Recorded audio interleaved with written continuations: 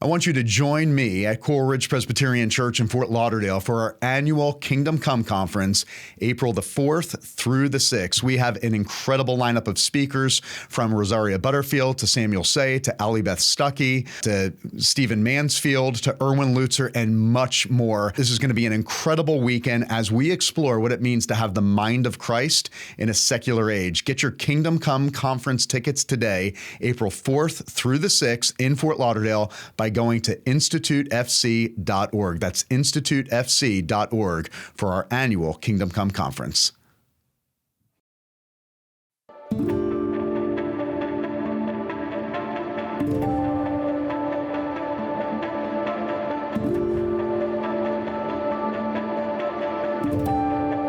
This is the City of God podcast, where Christ meets culture. And welcome to the City of God podcast, where we are weekly talking about today's biggest cultural issues, all through the lens of God's infallible word. My name's Rob Pacienza, and as always, joined by my co-host, John Rabe. John, great to see you today. Great to see you as well, Rob. And as always, a great program today, but this is one that touches on a topic that's near and dear to our hearts, and that is religious liberty. We're going to talk today with somebody who has been part of and won a landmark Supreme Court ruling for religious liberty in the last couple of years. Absolutely. And our guest today on the City of God is Coach Joe Kennedy. He's a former high school football coach who was suspended and then ultimately fired for simply practicing his faith in the public square. Coach, great to have you on the podcast. Thanks for having me down here and having me in the studio. This is awesome. That's awesome.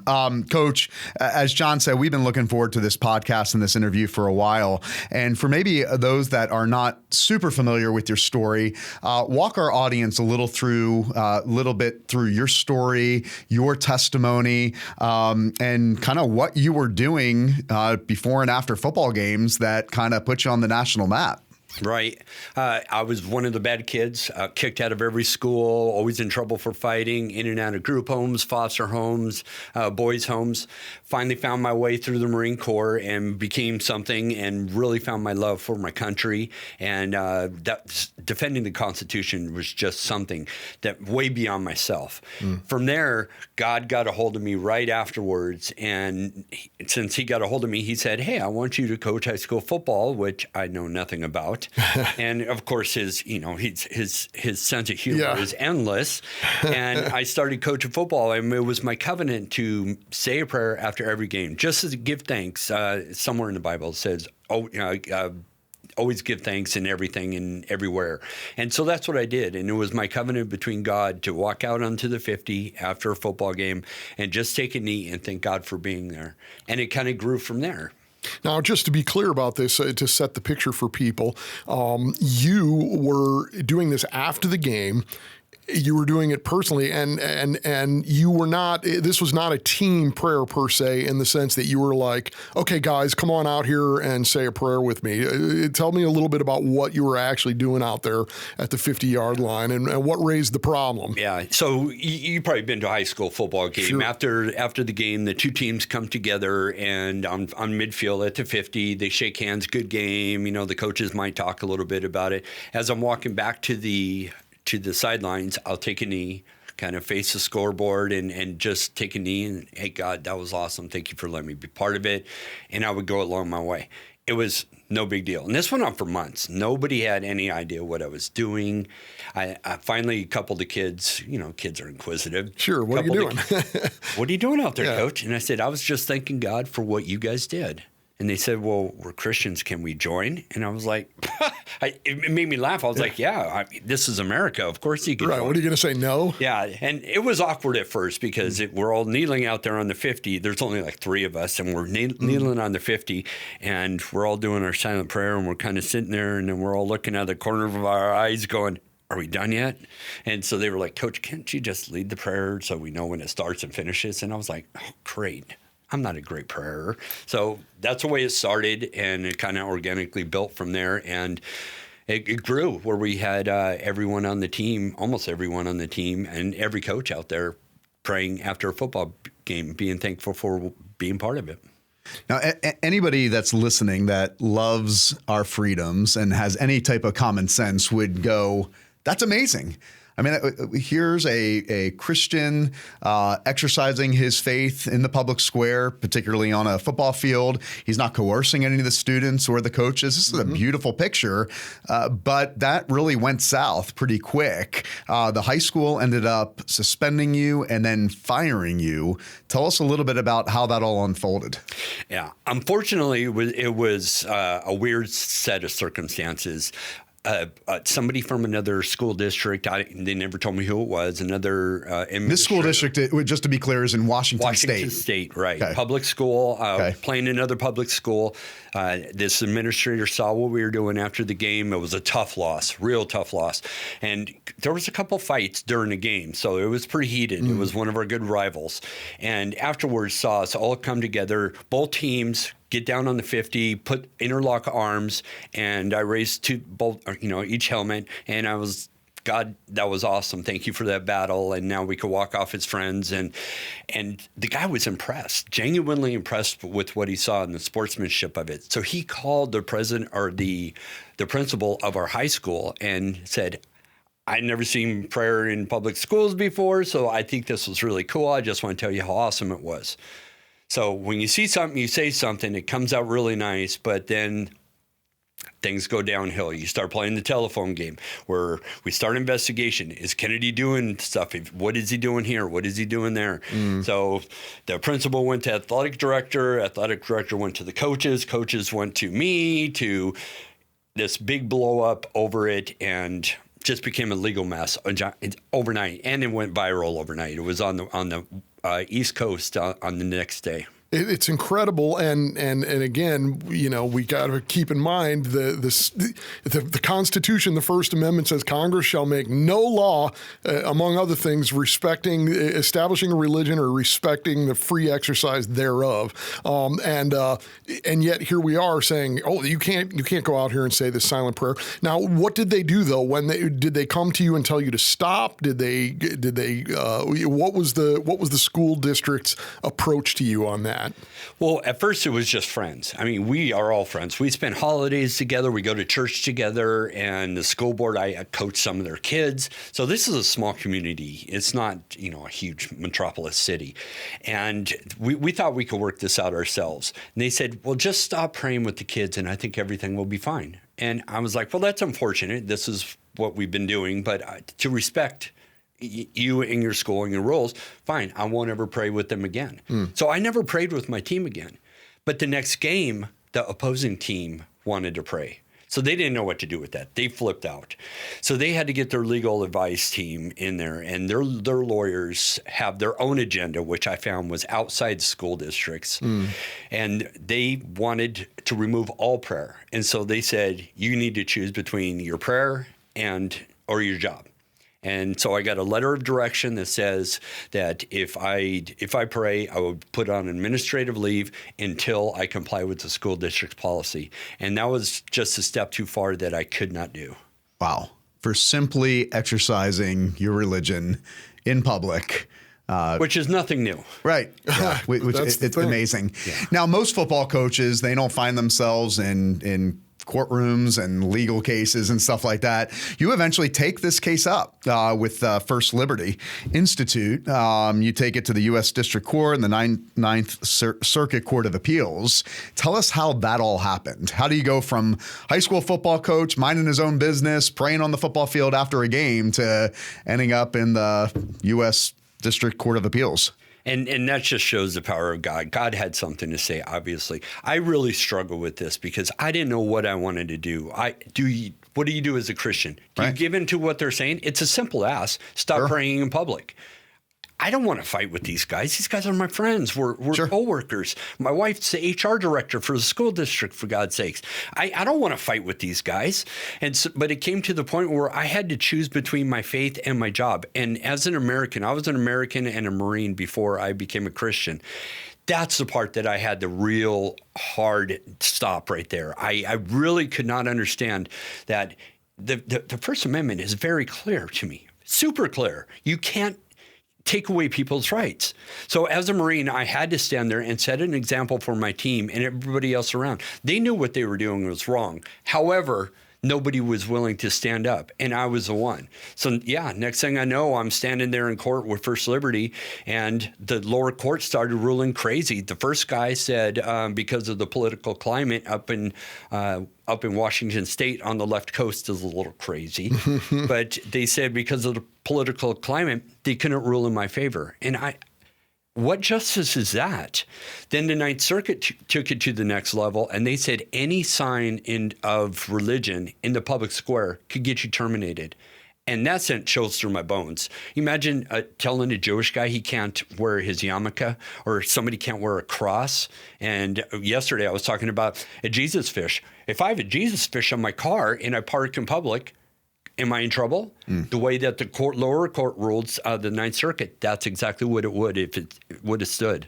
And that's where, Rob, I want to ask you, because you've talked about this and written about this, but, the idea here is that, Joe, you're supposed to stop this because supposedly in the eyes of the school district and at least a couple of the courts, this represents the establishment of a religion, that you, as a citizen, somehow give up your constitutional rights, and you praying after a game, as the Supreme Court later said, you would have, on that same time, you could have called to order a pizza or made a personal phone call. You could have sat down and written a letter to your mom or something, and that would have been okay. But this was not allowed because somehow you, being a coach at the school praying, were establishing a religion.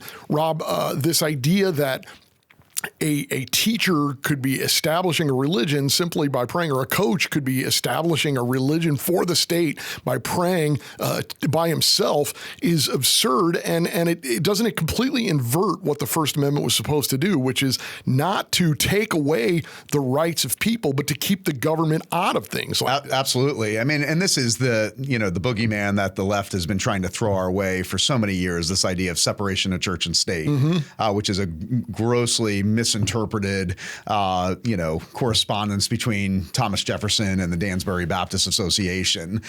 Yes, I don't think Coach Joe Kennedy was trying to establish a religion at the 50-yard line after a football game.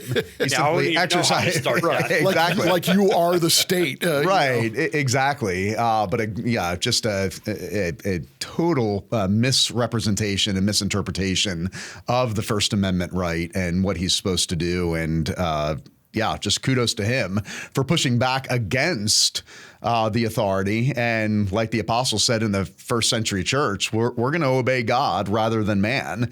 And thank God our founders understood that that's what we want in this nation. That's the whole purpose of the First Amendment right, that we would be able to obey God rather than man, that the state is not God, but we realize that Jesus Christ alone is the King of Kings and Lord of Lords. And that was the whole reason our founders were risking their lives for the great American experiment, because we didn't want to answer to a tyrant king. And it sounds like what happened in Washington on the 50-yard line was nothing but tyranny and trying to strip Joe of his First Amendment rights to practice his faith in public. Yeah, and Joe, you said it, that the idea that the court is saying, well, the political climate, that shouldn't have anything to do with justice and the law. But it's I have to think that your head is sort of spinning at this point, because, like you said, you're a football coach, you go out there to pray. I'm very confident that when you knelt at the 50-yard line for the first time, you did not envision that one day your name was going to be part of a Supreme Court case that was going to really change the way that American courts were dealing with this issue. But just as it was going on, what was that like from a personal standpoint, this turmoil of you either have to stop praying or lose your job, the turmoil with the school district, the turmoil with the court cases? What was this like for a normal person to suddenly be thrust into this sort of spotlight? It never seemed real. I mean, this is over a 15-second prayer. Even to this day, I still cannot wrap my brain around how this was international news, how it made it to a book, a movie, was on everything. We were on the cover of ESPN and Sports Illustrated, on Wall Street Journal. I mean, this was a nationwide thing. And so obviously this was not about me. This was about God having something to say and the timing he set forth. And I felt like I was very much just a pawn in that. And I have a Bible verse on my arm, 2 Timothy 4:7, and it's fight the good fight, finish the race, and remain faithful. And that's just what my mantra was, because only thing I could do is keep the faith.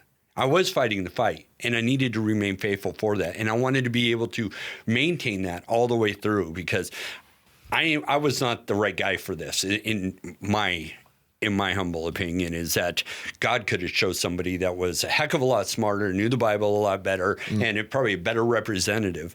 But he picked the most average people, and usually some of the biggest schmucks that you know, to do this.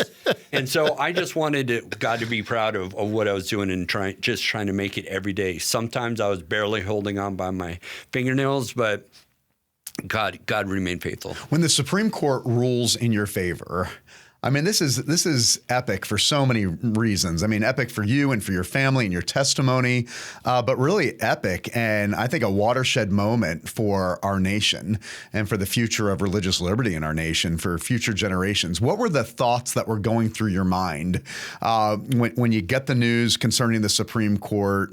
What was going through your mind personally? But give us kind of what you were thinking about for the sake of future generations regarding this verdict. I wish I would have gotten there right at the beginning, but it was really the weight of the world came off my shoulders at first. Only two things I asked for was to be reinstated as a coach and to be able to pray on the 50-yard line. I didn't ask for anything else. The whole thing with overturning of Lemon and all of those things, that was God's work in something that it was in his grand plan. I didn't have a chance to even respond to that. My whole thing was, oh my gosh, if they rule against me, I'm going to screw up the religious freedom of all Americans. Could you imagine if those lower courts would have stayed in place? I would have been the guy to mess it all up. So it was a huge relief on that. And now I am really just scratching the surface of trying to understand that what the implications of this is, where the 10 Commandments could come out. We could put up crosses. We could have prayer in school. I mean, all of these things that should have been happening all this time. We need to reprogram America, but I'm just starting to understand what the meaning of all of this is. And it really is enormous without getting into all the legal weeds of it. And I'm certainly thank God, yeah. And I'm no attorney, but I do pay a lot of attention to what goes on at the Supreme Court because it has affected so many core issues to Christians, especially in recent decades. But this ruling in your case overturned what was called the Lemon Test, which the Supreme Court had instituted decades ago, which was essentially a made-up three-pronged test about that decided whether or not something was establishment of religion. And what was happening is the liberal courts were using it to rule out any sort of religious expression at all, which is how you ended up in court in the first place. Your case did away with it. I'm curious, though, most of us, the Supreme Court is a little bit mysterious to people. We don't see what goes on there. It's not televised. We do get audio recordings, but there are not photographs of the proceedings. One time I took a tour of the Supreme Court, and it's intimidating, and that's in the empty room. What is it like to find yourself represented in that building among these 9 robed justices who are the highest court in the land, who are dealing with Joe Kennedy and what happened to him? It's hard for me to even imagine. Yeah, it was weird. I mean, I wish I had a better word. It was just really weird. I was actually not allowed to go into the Supreme Court. It was just post-COVID. So the only people that could go in, I was excited to go in and really see this. Yeah. And we've been fighting for this for 8 years. So it's been building up to this. So here it is, 8 years later, we finally get to go to the Supreme Court, step in, and we walk up to the front, and they said, oh, post-COVID. Only people that could come in as an attorney from each side and the press. I was losing my mind. I said, how can this be the legal? Defendant can't come in. So we went across the street and we were listening to it from across the street, and it was incredible to listen to, fascinating to see the way that's the way a court should be run, where they tell the facts, they present the cases, questions are asked, and it was very much like the Law and Order, which I expected at all the lower courts. But it is so weird to hear your name on that. And at that point, I was I was actually really at peace. Now, my lawyers are pretty hyped up and pretty high strung about it. Paul Clement, who was the guy who represented us in court, he's the number one guy in the entire United States. I was confident, and there was nothing I could do. So as I was getting worked up, my wife just put her hand on me and she says, "You did your part. Let God do his part." And it just put me right at ease. And so we just sat there and we just kind of sat in each other's arms and we listened to it. And I knew everything was going to be okay because God had this. Yeah. Coach, earlier in the podcast, you made the comment that you're just an ordinary coach, ordinary guy, but that's how God works, right? Yeah. He uses ordinary people to do extraordinary things for the kingdom. And he certainly used you to do extraordinary things for the kingdom and for this nation in particular. You wrote a book, Average Joe, One Man's Faith and Fight to Change the Nation. Tell us a little bit about that book, what led you to write it, and what's really the heart behind the message of that book. Well, we understand that everything is headlines. That's the only thing you see. You see blogs, you see something on Facebook, you only see the first sentence of something. Even the headline news is usually kind of a clickbait kind of thing. And I wanted people to understand that I wasn't some big religious guy. I was not some mastermind behind this 8-year plan to overturn, to 8,000 cases. It was just some guy. And I wanted them to know the guy. We're everyday people like us, where God will call us to do things and what God can actually do with the simplest of people. And so that's what I wanted people to know is where I came from, where me and my wife came from, how our relationship together, and really give the backstory of that to bring people up to the empowerment that, my gosh, well, if this guy can do it, imagine what I could do, and just give people enough power to be able to stand up on their own. And, like after a Rocky movie, you get done watching it and you're like, all right, I'm ready to go. I wanted people to walk out of the theater like that. And after reading the book going, man, that was a pretty crazy life. And I could relate to a lot of these things. Maybe God could use me in the same way or some kind of way. You are now the Kennedy of the Kennedy case that will be cited in many other Supreme Court cases and court cases to come. So, in hindsight, now that you've had the book written, the movie, what does your life look like now? What is Joe Kennedy up to these days post Supreme Court? Yeah, I've been speaking all over the United States. I have been. My wife and I have been starting to actually do that together, talking ministries, marriages, and stuff like that. So we've been kind of going around and sharing our testimony together, and we've gone to just about every capital, and we want to hit all 50 states and encourage people to stand up for their rights and what the actual Constitution says. This year has been the big what. And we've been asking God, and I don't think I'm sitting here in this, environment, sitting here with you guys just by accident. It's not some coincidence. I think God has some big plans for us this year, and that was my prayer, is that God use me in a very direct way this year, and just let loose. Let's see where God's going to take us and actually go there. I want that to have a mission or purpose. I love it. Coach, we love your story. We love your passion. And I think I can say on behalf of all Bible-believing Christians everywhere and all those that know the Constitution and know the true history of America and understand that it was the Christian worldview that led to 250 years of flourishing. Thank you on behalf of all of us. Thank you for just allowing God to use an ordinary person to do extraordinary things for his kingdom. God bless you in your ministry. Amen. Thank you, brother. Appreciate it. Thanks, Joe. And that's all the time we have today on the City of God podcast. I want to encourage you, if you were inspired by today's conversation, I don't know how you couldn't be inspired by today's conversation with Coach Joe Kennedy. Please pass this podcast along to a family member, a friend, anyone in your life who wants to understand how their faith applies to today's biggest cultural issues. Thanks again for joining us, and we'll see you back here on the City of God. The City of God podcast is produced by Coral Ridge Ministries and made in partnership with the Institute for Faith and Culture. Visit us at cityofgodpodcast.com to access all of our previous episodes. You can also listen on Apple Podcasts, Spotify, Google Podcasts, Amazon Music, or anywhere you get podcasts. A full video version of this podcast is available on YouTube. This is the City of God podcast, where Christ meets culture.